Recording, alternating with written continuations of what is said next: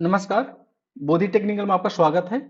आज हम जो सीरीज लेकर आए हैं ट्रांसफार्मर का छठा सीरीज है। इसमें हम प्रश्न जो करने वाले हैं, जो आज का जो प्रश्न है वो है ट्रांसफार्मर एसी धारा पर कार्य करता है, डीसी धारा पर कार्य क्यों नहीं करता है। मतलब एसी सप्लाई हम जब इसको देते हैं, इनपुट में जब एसी सप्लाई दिया जाता है तो ये वर्क करता है। डीसी सप्लाई दिया जाता है तो वर्क नहीं करता। मतलब सेंस में ये कहा जा रहा है कि जब आप एसी सप्लाई दे रहे हैं तो एसी को वोल्टेज को आप स्टेप अप कर देगा या तो स्टेप डाउन करेगा, मतलब ये काम करेगा। लेकिन जब डीसी सप्लाई आप देंगे ना तो वोल्टेज को स्टेप अप और स्टेप डाउन नहीं करता है। क्यों ऐसा आखिर क्यों होता है? मतलब ये प्रश्न ये है कि ट्रांसफार्मर को एसी धारा पे काम कार्य करता है, डीसी पे ये कार्य नहीं करता है ट्रांसफार्मर। क्यों? तो चलिए आज इस प्रश्न को लेकर के हम आपके बीच आए हैं। अगर मेरे चैनल पे नए हैं तो सब्सक्राइब करिए और बोधि टेक्निकल आप जो गूगल प्ले स्टोर से आप डाउनलोड कर सकते हैं। तो चलिए आज हम शुरू करते हैं। इसको शुरू करने से पहले थोड़ा सा फ्राडे का जो इंडक्शन प्रिंसिपल जो है, फ्राडे लॉ ऑफ इलेक्ट्रोमैग्नेटिक इंडक्शन, उसको थोड़ा सा समझने की जरूरत होगा। उसके अनुसार अगर किसी भी कॉइल को किसी भी कॉइल को चेंजिंग मैग्नेटिक फ्लक्स मिलता है तो उस कॉइल में ईएमएफ उत्पन्न हो जाता है। ठीक है, थोड़ा फिगर से इसको समझने का कोशिश करते हैं। जैसा कि आप फिगर में देख रहे होंगे, ये एक प्रकार का क्या है, कॉइल है। ठीक है, ये कॉइल है। इस कॉइल को अगर चेंजिंग मैग्नेटिक फ्लक्स मिलता है, ये क्या होता है, ये अगर इसको मान लीजिए इसको ऐसा फील्ड मिल रहा है, ऐसा मैग्नेटिक फ्लक्स मिल रहा है जिसका मान बदल रहा है। ठीक है, बदलने का क्या कारण हो सकता है यहाँ पे मैग्नेट है, मान लीजिए ये एन है और एस है। इस मैग्नेट को इस कॉइल से दूर ले जा रहे हैं या नजदीक ले जा रहे हैं, तो क्या होगा, कभी ज्यादा मिलेगा कभी कम मिलेगा, कभी ज्यादा मिलेगा कभी कम मिलेगा। मान लीजिए इस मैग्नेट को इस कॉइल से हम नजदीक ले जा रहे हैं, दूर ले जा रहे हैं, नजदीक ले जा रहे हैं, दूर ले जा रहे हैं, तो उस स्थिति में क्या होगा, इस कॉइल को जो मैग्नेटिक फ्लक्स जो मिलेगा ना, वो कम या ज्यादा मिलेगा, मतलब चेंजिंग मैग्नेटिक फ्लक्स मिलेगा। तो उस समय क्या होगा, इस कॉइल में, ये जो मान लीजिए इस कॉइल को हम ए कह रहे हैं, ये वाला कॉइल जो है उसमें ईएमएफ उत्पन्न हो जाएगा। ये Faraday law of electromagnetic induction है। अगर आप Faraday law of electromagnetic induction नहीं देखे हैं तो आप सीरीज 1 या 2 में मैं काफी डिटेल में बात किया हूं, आप वो वीडियो जो है देख सकते हैं। ठीक है, या हो सकता है इसका कंडीशन है कि इसको चेंजिंग मैग्नेटिक फ्लक्स मिलना चाहिए, या हो सकता है कि इसको जो है हम दूसरे माध्यम से चेंजिंग मैग्नेटिक फ्लक्स दे रहे हैं। हो सकता है मान लीजिए यहाँ पे एक और कॉइल रखा हुआ है, ऐसे एक और कॉइल रखा हुआ है। ठीक है, यहाँ पे हम इसको में एक वोल्टेज दे दिए जो कि एसी नेचर का है। तो इस स्थिति में क्या होगा, थोड़ा सा हम लोग ये जूम करने का कोशिश करते हैं, बाकी फिर इस क्वेश्चन पे हम लोग चलेंगे। ठीक है, पहले थोड़ा सा यहाँ पे समझने की कोशिश करते हैं। इस स्थिति में मान लीजिए इसको एसी, इस कॉइल को आप एसी दिए हैं।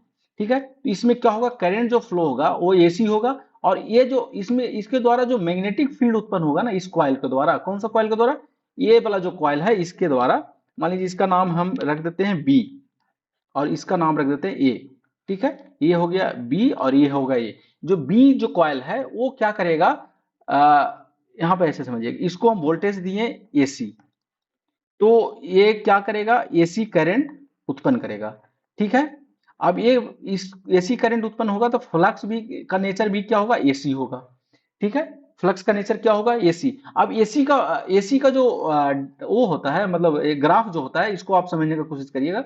इसका देखिएगा, एक प्लस होता है, फिर देखिए यहाँ से मान लीजिए ग्राफ शुरू हो रहा है तो देखिए बढ़ रहा है, घट रहा है, फिर जीरो हो गया, फिर उल्टा डायरेक्शन में हो गया, फिर बढ़ रहा है, फिर घट रहा है, फिर जीरो हो रहा है। मतलब इसका जो नेचर जो होता है ना एसी का, कि एक ही सेकंड में कम होता है, ज्यादा होता है, जीरो होता है, कम होता है, ज्यादा होता है, जीरो होता है, माइनस में होता है, कम होता है, ज्यादा होता है, जीरो होता है और माइनस में होता है। एक सेकंड में इतना घटना होता है। मतलब इसका जो फ्लक्स जो उत्पन्न कर रहा है ना, ये चेंजिंग नेचर का कर रहा है, मतलब बदल रहा है हमेशा, सेकंड में 50 बार बदलता है, 50 बार, 60 बार, कहीं अमेरिका में जो है 60 बार बदलता है, और इंडिया में 50 बार बदलता है। मतलब चेंजिंग मैग्नेटिक फ्लक्स उत्पन्न करता है कौन, ये बी वाला। तो ये देखिए इसके पास रखा हुआ है कौन सा, ये, इसको जब ये मैग्नेटिक फील्ड मिलता है तो क्या होता है ना, इसमें ईएमएफ उत्पन्न हो जाता है, और यही जो ईएमएफ है हमको यहाँ पे वोल्टेज के रूप में मिलता है। अब डिपेंड करता है कि मान लीजिए इसका बाइंडिंग ज्यादा है तो ये स्टेप अप ट्रांसफार्मर हो जाएगा, अगर बाइंडिंग कम है तो कम है तो क्या हो जाएगा, स्टेप डाउन ट्रांसफार्मर हो जाएगा। ये डिपेंड करता है अलग अलग बाइंडिंग पे, जो कि बाद में बात करेंगे, और पहले हम बात ऑलरेडी बात कर चुके हैं कि step down transformer, step up transformer क्या होता है। अभी हम सिर्फ यहाँ समझने का कोशिश कर रहे हैं कि जब हम डीसी एसी वोल्टेज दिए, एसी करंट हुआ सर्किट में, एसी करंट के कारण एसी मैग्नेटिक फील्ड हुआ, जो कि एसी मैग्नेटिक फील्ड का जो नेचर होता है वो चेंजिंग होता है, जो कि अगले कॉइल को मिला, और अगले कॉइल में भी ईएमएफ उत्पन्न हो गया, किससे? Faraday law of electromagnetic induction से। ठीक है, अब ट्रांसफार्मर में सेम ऐसे ही होता है। ट्रांसफार्मर का भी जो कंस्ट्रक्शन होता है ना, सेम इसी प्रकार का होता है। ठीक है, यहाँ पे होता है प्राइमरी, प्राइमरी जिसमें एसी दिया जाता है, यहाँ से ये मैग्नेटिक फील्ड निकालता है, जो कि ऐसे कोर से होते हुए, इसका भी नेचर क्या होता है? एसी होता है। ये एसी नेचर इसको मिलता है, ये फैराडे ऑफ इलेक्ट्रोमैग्नेटिक इंडक्शन से इसमें क्या होता है? ईएमएफ उत्पन्न हो जाता है, जो कि हमको एक टर्मिनल पर हमको वोल्टेज के रूप में मिलता है। अब मान लीजिए, कि इसको हम क्या किए, यहाँ पे समझिएगा। मान लीजिए हम इसको एसी नहीं देंगे, ठीक है, ये सब इसको ऐसे समझिएगा, एसी नहीं देंगे तो क्या होगा? मान लीजिए हम यहाँ पे क्या कर दिए, डीसी दे दिए। यहाँ पे हम क्या किए, डीसी दिए, डीसी सप्लाई। डीसी सप्लाई का क्या का नेचर होता है? उसका डायरेक्शन नहीं बदल रहा, तो इसमें क्या होगा? डीसी नेचर का करंट फ्लो होगा, किसमें? इसमें। जब इसमें डीसी नेचर का करंट फ्लो होगा, तो फिर क्या होगा? ये जो मैग्नेटिक फील्ड उत्पन्न करेगा ना, ये भी डीसी नेचर का करेगा, सॉरी, ये भी डीसी नेचर का करेगा, मतलब इसका डायरेक्शन नहीं बदलेगा। जब डायरेक्शन नहीं बदलेगा, मतलब मान देखिए, इसका कांस्टेंट है, हमेशा मान क्या है? फ्लक्स का कांस्टेंट है, क्योंकि हमारा जो यहाँ पे वोल्टेज अप्लाई हुआ है ना, कांस्टेंट अप्लाई हुआ है। जब वोल्टेज अप्लाई हुआ कांस्टेंट, तो हमारा जो फ्लक्स है ना, फ्लक्स भी कांस्टेंट रहेगा। फ्लक्स कांस्टेंट रहेगा, वही फ्लक्स क्या किसको मिल रहा है? इसको मिल रहा है, किसको? इसको, ये वाला जो ए कॉइल है ना, ये जो ये कॉइल है, ये कॉइल को मिल रहा है। तो अब ऐसे समझिए, यहाँ पे Faraday law, law of electromagnetic induction काम नहीं करेगा, क्योंकि Faraday law of electromagnetic induction कहता है कि इसको जब चेंजिंग मैग्नेटिक फ्लक्स मिलेगा ना किसी भी कॉइल को, तब उसमें ईएमएफ उत्पन्न होगा। मैग्नेटिक फील्ड मिलने से नहीं होता है ईएमएफ उत्पन्न होता है, ध्यान रखिएगा। मैग्नेटिक फील्ड मिलने से ईएमएफ उत्पन्न नहीं होता है, चेंजिंग मैग्नेटिक फील्ड मिलने से ईएमएफ उत्पन्न होता है। तो देखिए, तो हमारा जो ट्रांसफार्मर है, इसको आप डीसी दे रहे हैं, तो क्या ये जो सेकेंडरी है, सेकेंडरी बाइंडर है, उसमें ईएमएफ उत्पन्न हो रहा है? जब ईएमएफ उत्पन्न नहीं हो रहा है, तो ये एज ए ट्रांसफार्मर में काम नहीं करेगा, एज ए ट्रांसफार्मर काम नहीं करेगा। क्यों? क्योंकि Faraday law of electromagnetic induction जो है अप्लीकेबल नहीं है, क्योंकि Faraday law of electromagnetic induction वहीं पे अप्लीकेबल है जब उसको चेंजिंग मैग्नेटिक फ्लक्स मिलता है। चेंजिंग मैग्नेटिक फ्लक्स कब मिलेगा? जब हम इनपुट में चेंजिंग जो वोल्टेज है या करंट है अप्लाई करेंगे। ठीक है, तो जब हम डीसी देंगे ना, तो हमारा जो फील्ड जो होगा ना, फील्ड इसका डीसी होगा, जिसके कारण ये जो सेकेंडरी में ईएमएफ उत्पन्न नहीं होगा, ईएमएफ उत्पन्न नहीं होगा, ध्यान रखिएगा।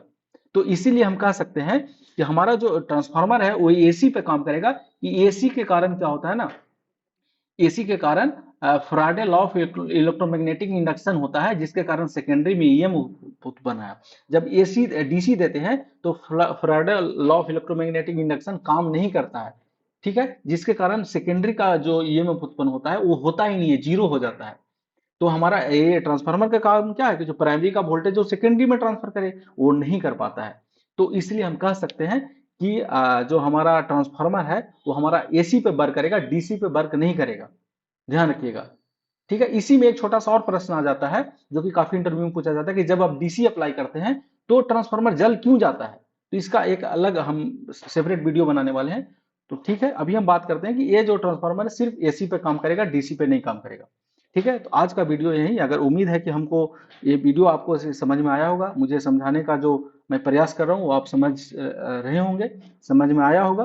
ठीक है, तो अगर मेरे चैनल पे आप नए हैं तो सब्सक्राइब करिए, और बोधि टेक्निकल ऐप को आप प्ले स्टोर से जाकर के डाउनलोड कर सकते हैं। उसमें बहुत सारे ऐसे जो सवाल हैं वो उसका जवाब दिया गया है, जो कि इंटरव्यू में पूछा जाता है।